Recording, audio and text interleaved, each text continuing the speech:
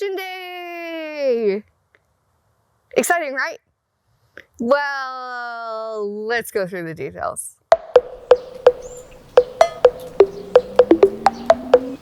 So we got our keys, barely. Lawyers almost didn't have them. Thank God for our real estate agent who saved our butts and got our new keys and got them to Luke on time, because apparently on day of possession, we almost didn't get possession of our house. So that was fun little one. So yes, make sure you have access to your keys. Here's a few things you need to do on possession day, and don't forget them, especially if you're in Manitoba or in Canada, because I'm pretty sure everything's pretty much the same across most of the provinces. But make sure you take pictures of your meter readings, hydro, water, electricity, natural gas, whatever you have in your house, so that you have proof that that's when you guys started having possession. I'm sure your lawyers and real estate agent and all that fun jazz will tell you, but I'm gonna tell you again because it's very important. The other thing you're gonna wanna do is turn absolutely everything on and off at least a few times. So on day of possession, Luke came in, because I was, as per usual, not having a good day, so I never made it to the house on possession day. And it was a bit of a day that day. So Luke came in, started turning things on, and turns out there's a water leak. Because why not? Plumbing. We'll tell you about plumbing stories in our last house, but apparently we really love water in our homes. It's happened a few times now. But of course there's a plumbing leak. Well, according to lawyers and things like that, everything's supposed to be functional. So here we are. Now, do we talk to the lawyers and start doing all of that? Or what are we gonna do?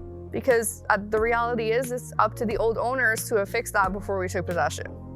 So that was a fun little extravagant of reaching out to our real estate agent and our lawyer on day of possession while I'm sick in bed trying to figure all this out. So that was a lot of fun. Turns out the last owners were nice enough to just pay the bill, and it wasn't a huge deal, thankfully. It could have been worse, so I'll give it that. But we did take possession of the house and quickly found out that the last owners left behind a lot of stuff. So the rest of this video is going to be me going through some cupboards and showing you guys a few things that we found, which were interesting, and the footage of Luke and his wonderful mother cleaning it all up and getting it out of the house, which was a bit of an extravagant, crazy situation, but we did it. It had to get done. We wanted to start with this house in a clean slate and not have, some 45 cans of paint that have been used off and on in this house over the last, 40, 50 years. So it was time. Someone needed to do the cleaning, and yes, we're the owners now. It falls on us. Here goes. So here's cabinet 1. We got some paper towels. That's nice. That'll help. And then we've got, some brownie mix maybe? And we got all kinds of little knickknacks and more stuff that I can't even see, but apparently you guys can. And a self-stirring mug. That'll be interesting possibly. But this house has been vacant for quite some time, and they had 3 months to empty the house before we took possession, which you'd think would be enough time, but apparently not so much. Okay, well, this one's empty, so that's a start. Let's see if we can find any other lovely presents that they've left us. Anything down here? No. No. It's a good thing these cabinets are getting fixed and replaced is all I've got to say. Ooh. Some mittens. That's interesting. Now off to the lovely closet. We found a few other lovely disasters left behind in each of the rooms, so I will show you one of them. Woohoo! So yeah, you'd think those would actually work, but they are all broken. So every single closet has some type of carpeting left behind, as well as some drapery that'll need to be removed. So that's just some of the examples of things that you're gonna see Luke and his mom removing today. Okay, so we've got a beautiful bag of knickknacks. We are putting a bunch of new electrical in, so we'll see whether or not those become of use, so that'll be interesting. Now into the lovely, lovely disaster that is this room and the mess that they have left us. Now, before we get to the really gross stuff, there is a beautiful dehumidifier. Not sure how much that thing's worth, but that'll be a nice addition for a lovely basement. Yeah, tile nowhere in this house. Not sure why it's here. And the beginning of the mounds upon mounds of paint that have been left behind, which there is a lot of, so, you know. Then the lighting in here is not going to be great. But down here, there is piles and piles of junk. Not really sure what Luke is going to find. Hopefully we may find a few treasures, but for the time being, this will be a fun little amount of work. Look what we just found. Pair of underwear. That's lovely. You know, some of these things I know take a little bit of time, but oh, goodness gracious. Here we go. 3, 2, 1.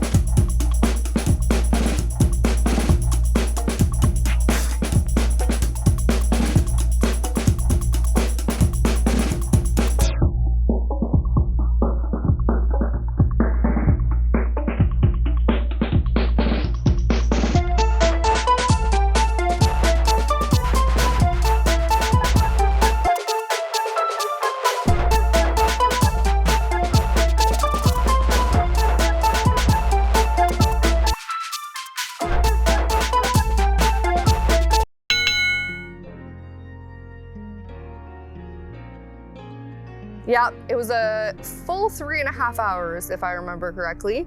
And then it took the cleaning crew, so the garbage crew that actually came up and picked up all the junk. We had a junk removal company come in and take it all.